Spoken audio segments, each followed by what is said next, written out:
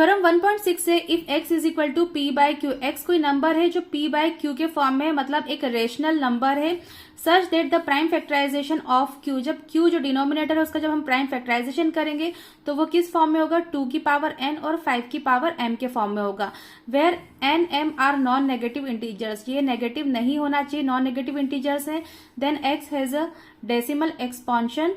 विच terminates, तो जो x number है उसका जब हम डेसिमल एक्सपांशन करेंगे तो वो कैसा होगा, टर्मिनेटिंग होगा, है ना, वो खत्म हो जाएगा, उस पॉइंट के बाद कुछ डिजिट्स के बाद वो टर्मिनेट हो जाएगा। तो यहाँ पर 8 का हम जो डिनोमिनेटर है q का, इसका हम प्राइम फैक्टराइजेशन करेंगे तो हमें 3 टाइम्स 2 मिला, तो इसे हम लिख सकते हैं 2 की पावर 3, तो ये हमें 2 की पावर n के फॉर्म में मिला, पर यहाँ पर 5 नहीं है।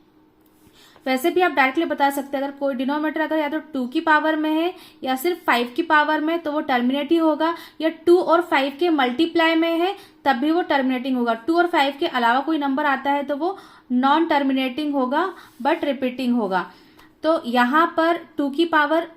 3 है, अब हमें यहाँ पर 5 की पावर m लाना है, तो हम यहाँ पर क्या करेंगे, 5 ले आएंगे और पावर हम लगा देंगे 3, क्योंकि 2 5 10 होता है, और 10 की पावर के फॉर्म में कोई भी आपको पता है नंबर होगा 10 की पावर के फॉर्म में तो वो टर्मिनेटिंग ही होगा। कैसे होगा आगे देखिए, तो अब किसी भी नंबर का हम ऐसे ही मल्टीप्लाई नहीं कर सकते हैं, अगर हमने अपने मन से यहाँ पे 5 की पावर 3 का मल्टीप्लाई कर दिया है तो हमें यहाँ पर ऊपर भी 5 की पावर न्यूमरेटर में भी करना पड़ेगा, क्यों, क्योंकि 5 की पावर 3 अपॉन 5 की पावर 3 कैंसिल करेंगे तो 1 बचेगा, 1 को हम किसी भी नंबर से मल्टीप्लाई कर सकते हैं, जैसे 2 बाय 2, 3 बाय 3, ये सबका मीनिंग होता है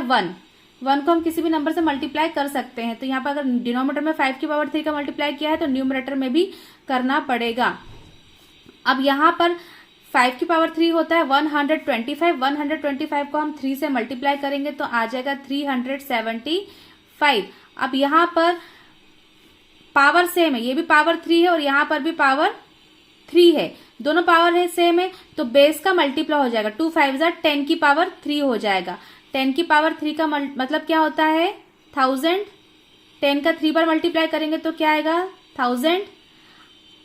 और जब इसको डिवाइड करेंगे तो हमें 3 डिजिट्स के बाद पॉइंट लगाना, आप डिवाइड करके देख लें या फिर इस तरह से, ये ट्रिक है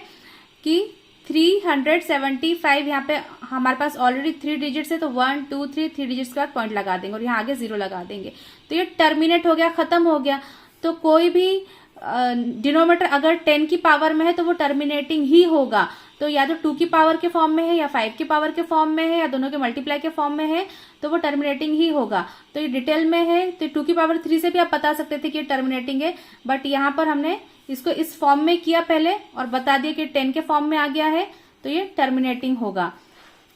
नेक्स्ट एग्जाम्पल देखिए 7/80, तो 80 का प्राइम फैक्टराइजेशन 2 यहाँ पर 4 टाइम्स आया है और 5 आया है 1 टाइम,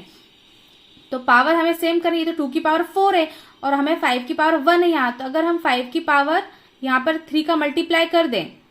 तो बेस सेम होता है तो पावर ऐड हो जाती है, 3 + 1 4 हो जाएगा। अब 5 की पावर 3 का मल्टीप्लाई नीचे किया है तो 5 की पावर 3 का मल्टीप्लाई ऊपर भी करना पड़ेगा, तो ये हो जाएगा 125, 5 की पावर 3 हो जाएगा 125, उसका मल्टीप्लाई करेंगे हम 7 से तो आ जाएगा 875, और ये हो जाएगा 2 की पावर 4 इंटू बेस सेम है 5 की पावर हो जाएगा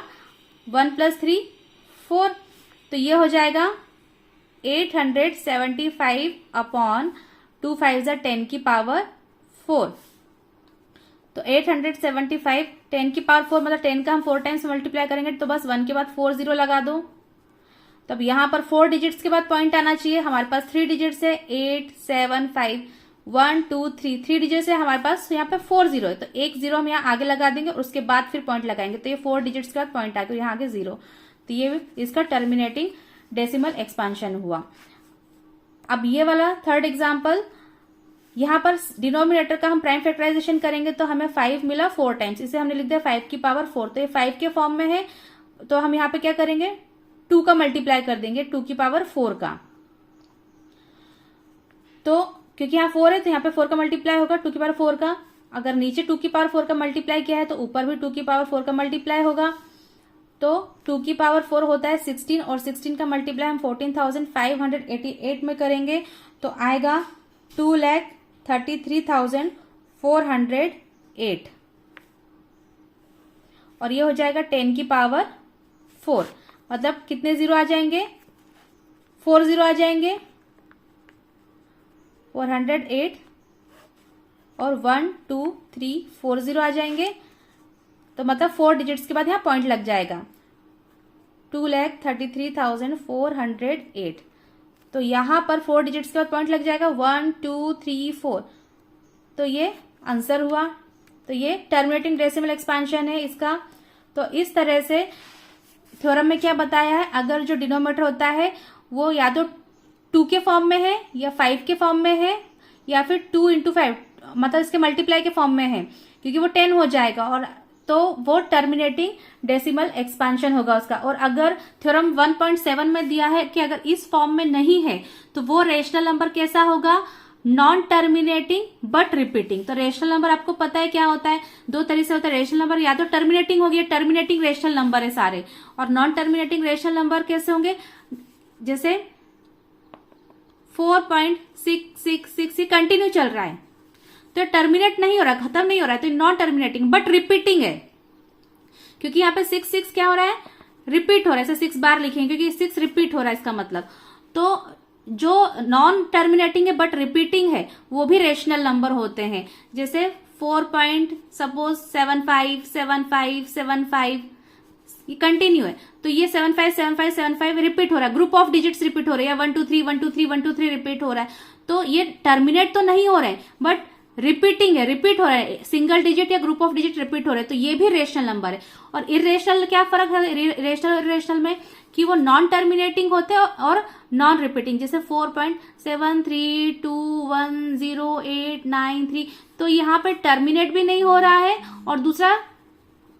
सिंगल नंबर या ग्रुप ऑफ नंबर्स भी रिपीट नहीं हो रहे, तो वो इरेशनल नंबर है। और रेशनल नंबर क्या कि टर्मिनेट भी होंगे वो भी रेशनल है, और नॉन टर्मिनेटिंग बट रिपीटिंग है तो वो भी रेशनल होंगे।